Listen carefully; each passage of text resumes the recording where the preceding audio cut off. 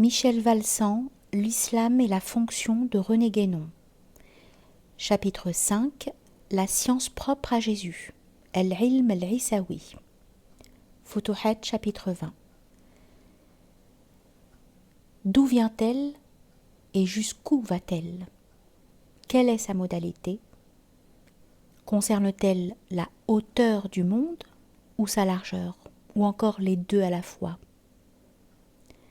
Quelques vers. La science de Aïssa est celle dont les créatures ignorent la valeur. Par cette science, il redonnait vie à un être dont la terre était la tombe. L'insufflation par laquelle il vivifiait équivalait à l'autorisation de celui qui y réside caché et à son commandement, créateur. En vérité, son lahout, qui dans l'invisible était son beau-père, sihr, est un esprit qui a pris forme sensible, Ruh Mumathal, et dont Allah manifesta le secret. Quant à lui, Jésus, il est sorti d'un mystère de la dignité divine, mystère dont Allah avait caché la pleine lumière, et devint créature après avoir été un pur esprit, Ruh, et Allah l'illumina de sainteté. En lui parvint son commandement, Amr, et il le gratifia et lui donna la joie. À qui est comme lui, Aïssa, Allah rendra immense la récompense. Sache, et qu'Allah te confirme par son aide, que la science aïssaoui propre à Jésus est la science des lettres, ilm al-huruf. C'est pour cette raison que Aïssa avait reçu le pouvoir d'insufflation de la vie, al-nafr, qui consiste en cet air, hawa, qui sort du fond du cœur et qui est esprit de vie, ruh al-hayat. Lorsque le souffle, dans son trajet expiratoire vers la bouche du corps, fait des arrêts, on appelle les endroits de ces arrêts lettres, huruf, singulier harf. Et là sont manifestées les entités propres aux lettres. Quand celles-ci sont mises en composition, paraît la vie sensible dans les idées, al-mahani, et cela constitue la première chose qui, de la dignité divine, al-hadra al-ilahiya, fut manifestée pour le monde. Les entités essentielles des choses, A'yan, dans leur état inexistentiel, Adam, ne sont pourvues en fait de rapports existentiels, Nisab, de rien d'autre que de l'ouïe, Sam'a. Ces entités étaient ainsi en elles-mêmes, dans leur état inexistentiel, prédisposées à recevoir le commandement divin existenciateur, lorsque celui-ci devait leur apporter l'existence. Quand donc Dieu leur dit « sois »,« kun », elles se constituèrent existantes quant à leur entité. Ainsi la parole divine, « El-Kalem Illahi », fut la première chose qu'elles ont perçue de la part de Dieu, qu'il soit exalté, entendant par cela un mode de langage attribuable à la dignité divine, qu'elle soit glorifiée. La première parole qui fut composée est « kun », « sois », qui est constituée d'une racine de 3 lettres, Kaf, Waw et Nun. Chacun des noms de ces lettres étant lui-même trilitère, apparut ainsi le nombre 9, dont la racine carrée est 3, premier nombre impair, Fard. Or, du fait du 9, toutes les entités numérales procédèrent elles-mêmes du verbe kun, et lui ainsi une double manifestation, celle des choses nombrées et celle du nombre. De là vient aussi que les prémices d'un syllogisme sont constituées avec 3 termes, même si apparemment il y en a 4, car l'un des termes se répétant dans les 2 prémices, il n'y en a en réalité que 3. C'est de l'impair, fard, que fut existencié l'univers et non de l'un, al-wahid. Allah nous a instruit que la cause de la vie dans les formes, suwar, singulier sura, des êtres engendrés, n'est que l'insufflation divine, al-nafr al-ilahi, en disant au sujet d'Adam, « Et lorsque je l'aurais formé parfaitement et lui aurais insufflé de mon esprit, les anges tombèrent devant lui en prosternation. » L'esprit dont il est parlé dans ce texte est le souffle nafas par lequel Allah vivifie la foi et qu'il manifesta. L'envoyé d'Allah, qu'Allah lui accorde la grâce et la paix, a employé ce terme en disant « Le souffle du tout miséricordieux, Nafas ar-Rahman, me vient du côté du Yémen. »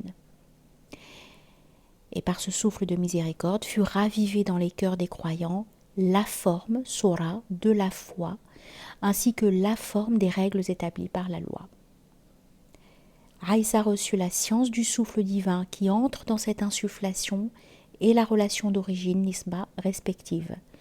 Il soufflait donc dans la forme qui se trouvait dans un tombeau ou dans la forme de l'oiseau qu'il avait fait lui-même debout, et l'être correspondant à la forme en cause se dressait vivant par l'autorisation divine, el-Ivn, el-Ilahi, qui entrait dans cette insufflation et dans cet air.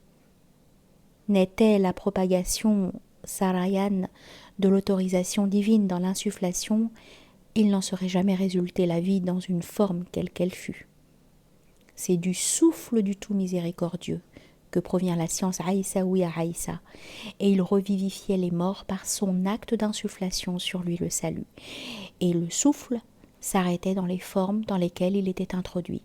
C'est ce qui constitue d'ailleurs le lot que tout être existant détient d'Allah. C'est par ce même lot que l'être parvient à Allah quand toutes les choses arrivent chez lui. Lorsque l'homme, par exemple, se libère pendant son ascension spirituelle, Mi'raj, vers son Seigneur et que tout monde qu'il aborde dans son parcours à travers les plans superposés de l'être lui prend au passage ce qui est apparenté à tel monde, il ne lui reste finalement que ce seul secret, sirr, qu'il tient d'Allah, seule chose par laquelle il puisse le voir, lui, et entendre sa parole, car Allah est trop sublime et saint pour être saisi si ce n'est par lui. Et lorsque l'être revient de ce degré contemplatif, mashhad, sa forme qui avait été décomposée pendant son exaltation, uruj, se reconstitue, l'univers à tout degré lui restituant ce qui lui avait retenu comme partie apparentée, au plan d'existence correspondant, chaque monde ne dépassant aucunement les limites de son genre. Le tout donc se réunit autour de ce secret divin et se reforme intégralement en lui. C'est par ce secret d'ailleurs que la forme de l'être chante les louanges de son Seigneur, un autre que lui ne sachant jamais en faire la véritable louange. Si la forme en faisait la louange de sa propre part et non pas de la part de ce secret, n'apparaîtrait plus la faveur divine, al-fadl al-ilahi, ni la grâce, al-imtinen, à l'égard de cette forme même. Or, il est fermement établi que la grâce existe à l'égard de toutes les créatures, et cela veut que ce que Allah reçoit comme magnification et éloge de la part de la créature provient de ce secret divin. C'est Dieu qui se louange et se glorifie lui-même, et le bien divin qui revient à la forme lors de ses actions de louange et de glorification, cette forme la reçoit à titre de grâce et non pas de titre de droit d'une créature sur Allah. Quand Allah admet qu'un être créé est un droit sur lui, il le fait en se l'imposant lui-même. Les paroles kalimat proviennent des lettres, huruf, et les lettres proviennent de l'air, al-hawa, et l'air provient du souffle rahmanien. Par les noms, al-asma, apparaissent les effets dans les êtres créés, et c'est là qu'aboutit la science aïssaoui. D'autre part, l'homme, par la vertu des paroles, venues donc du tout miséricordieux, fait ainsi que la dignité rahmanienne lui accorde son souffle, ce par quoi se dressera la vie des choses demandées au moyen de ses paroles. Ainsi, l'ordre des choses est continuellement circulaire, puisque les paroles venues du souffle de grâce retournent à leur source pour ramener encore de la grâce. Sache que la vie qu'ont les esprits leur appartient de par leur essence même. C'est pourquoi du reste, tout être vivant est vivant par son esprit. Le Samaritain du peuple de Moïse savait une telle chose. Lorsqu'il aperçut l'ange Gabriel, comme il savait que l'esprit de l'ange constituait tout son être et que la vie qu'il avait lui appartenait de par son être même, sachant aussi que tout endroit foulé par lui du fait de sa condition de représentation sensible, temphil, devenait vivant par la vertu du contact avec cette forme sensible, Sura el-Mumathala, il prit des traces de l'ange, une poignée de poussière selon ce qu'Allah a informé en rapportant les paroles du Samaritain que nous citons, et j'ai pris une poignée des traces de l'envoyé céleste. Quand le veau fut constitué et formé, le Samaritain projeta sur lui de cette poignée et le veau animé mugit. Aïssa sur lui le salut, étant esprit, ruh, comme il l'a nommé, et Allah le constitua esprit dans la forme stable d'un être humain, comme il constitua d'autre part Gabriel dans la forme passagère d'un bédouin, ressuscitait les morts par la simple insufflation.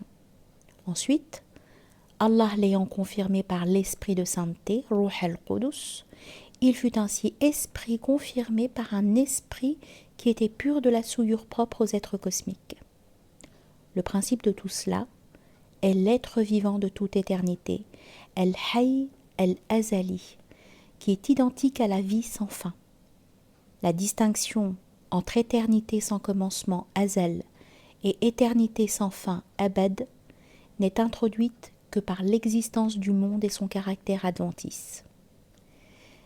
Cette science est celle qui se rattache à la hauteur, Tol, et à la largeur, Ard, du monde, entendant par cela d'une part le monde spirituel, Al-Alam al-Ruhani, qui est celui des idées pures, Al-Ma'ani, et du commandement divin, Al-Amr, d'autre part le monde créé, Alm al-Khalq, de la nature grossière, Tabi'a, et des corps Ajsam, le tout étant à Allah. La création et commandement ne sont-ils pas à lui? Dis, l'esprit fait partie du commandement de mon Seigneur. Béni soit Allah, le Seigneur des mondes.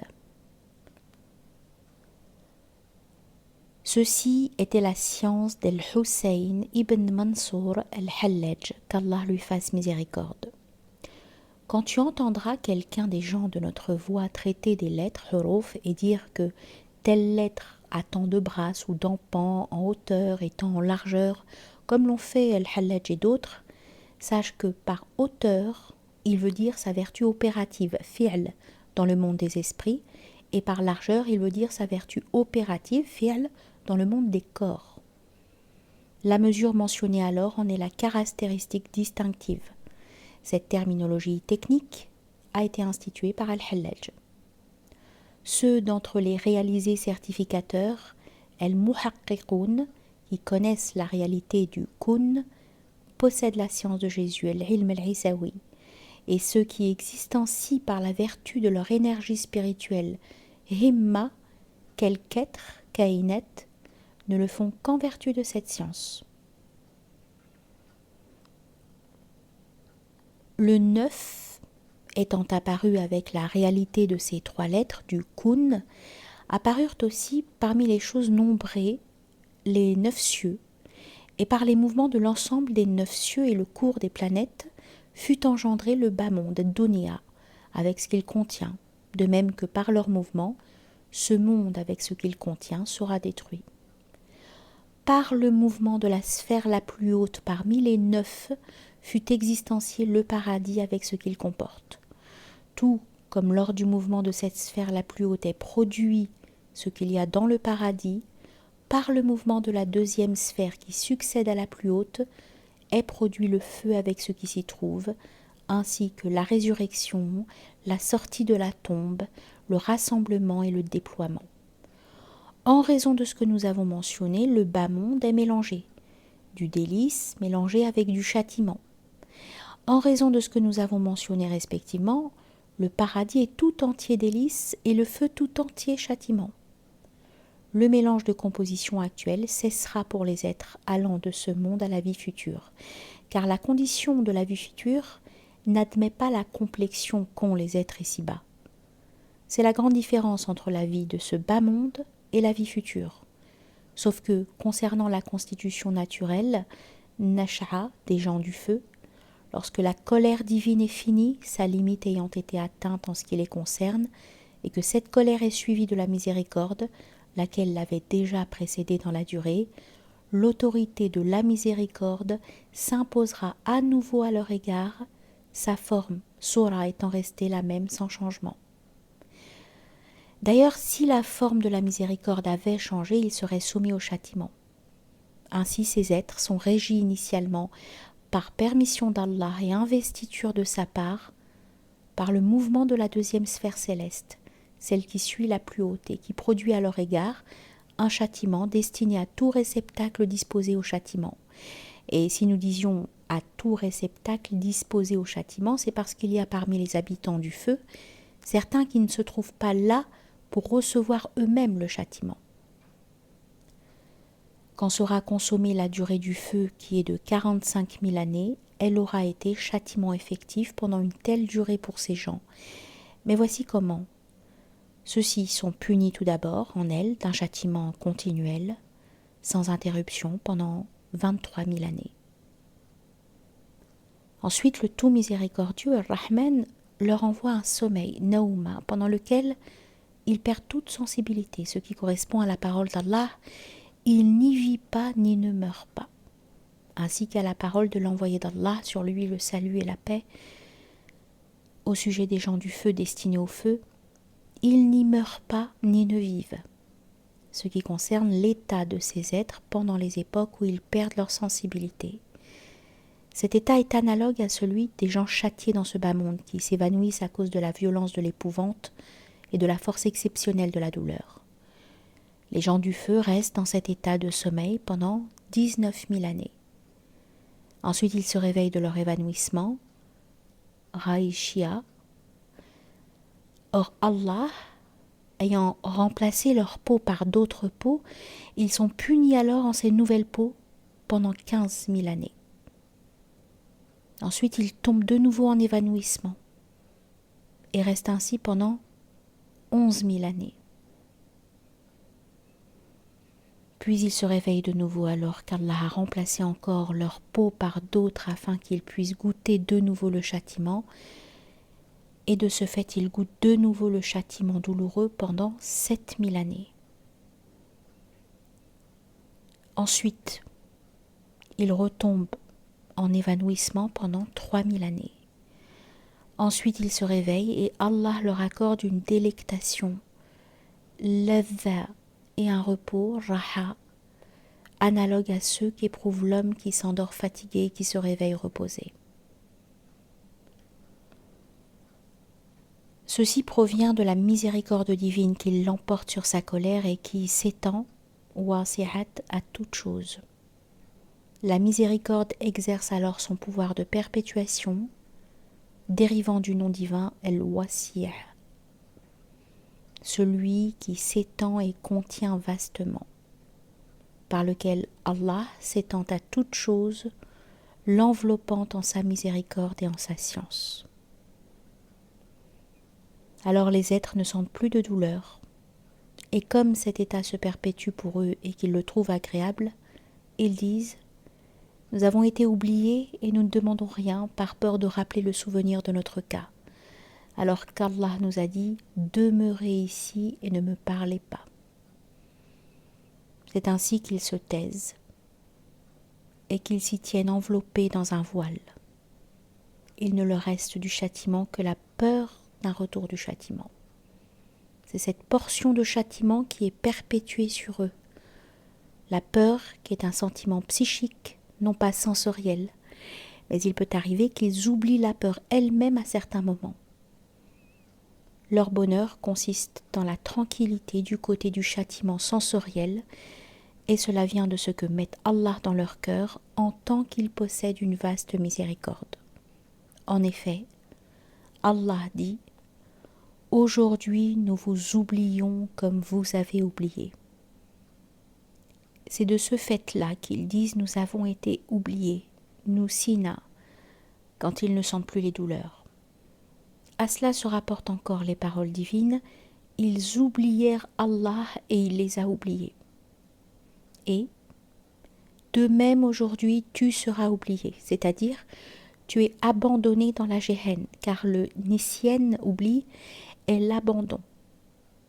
Si la racine employée dans tous les mots traduits ici par l'idée d'oubli est considérée, avoir comme troisième radical le hamza et non pas le ya, son sens est le retardement.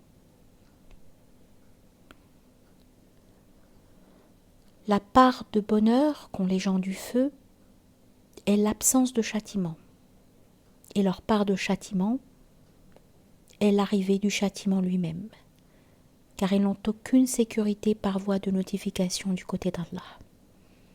Ils sont protégés cependant à certains moments contre la peur de l'arrivée du châtiment. Ainsi, une fois, ils en sont protégés pendant 10 000 années, et une autre fois pendant 2000 années, ou encore pendant 6000 années, mais ils ne sortent pas de ces limites, car il faut qu'ils y passent un tel temps déterminé. Enfin, quand Allah veut leur accorder une faveur de son nom Ar-Rahman, il considère l'état dans lequel ils se trouvent alors et leur sortie du châtiment dans lequel ils avaient été plongés, et ils sont favorisés tant que dure ce regard. Or, cela peut durer une fois 1000 années, une autre fois 9000 années, et une autre fois 5000 années. Cela peut être encore davantage ou moins. Telle est la situation de ces êtres dans la Géhenne, y restant continuellement, car ils en sont les habitants attitrés.